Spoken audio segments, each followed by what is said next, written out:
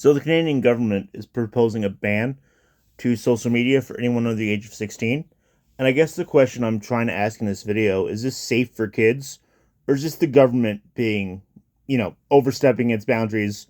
And we've seen that in Canada a lot over the years. So here's what's going on.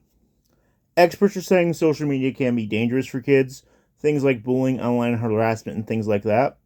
However, how are you going to, they're saying they're probably going to have to put an age verification in. But how are you going to verify this? Are you going to have to get them to scan IDs? And should the government know our ID? Is it that a bit much? And what keeps a 16-year-old from stealing his parents' IDs? Or using a VPN to say you're somewhere else? So, I guess the question I'm having in Canada, it's not uncommon to see someone under the age of 16 smoking or drinking. Although it's both illegal. I'm not trying to sound like a saint here, but I was drinking before I was 16. I think most kids who grew up in my generation were. I had friends who smoked. Up until recently, it was in Canada. It was illegal to buy pot. You can now get pot at the pot store. Yet we all got it. So I guess the issue I'm having is how is the government actually going to justify this? And there are certain sites online that are more like hub and tube sites that you need to be 18 to verify, but you just click I am above 18 and they let you go on in, and anyone above the age of 8 could figure that out if someone above the age of 8 wants to watch adult content. So I guess the question I'm asking here, Canada isn't even alone in doing this. Australia did it, France, Britain's looking at doing it. They're saying it's under the guise of keeping kids safe. But Canadian government, you really don't give a shit about keeping kids safe. I'm sorry, you don't.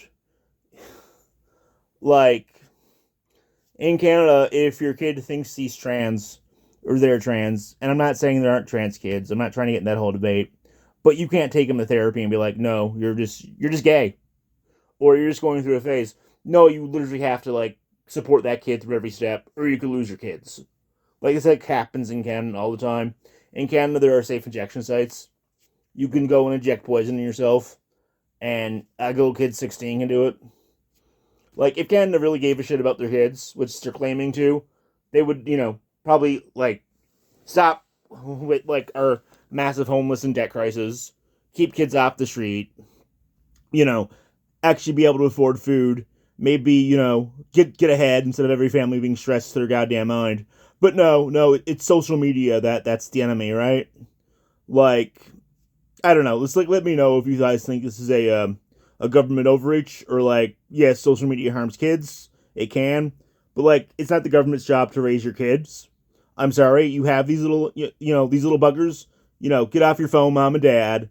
Take an active look in their life, and actually pretend to give a shit instead of your kids just being an accessory. And I know that's gonna piss some people off, but quite frankly, this is my opinion. This is what's happening.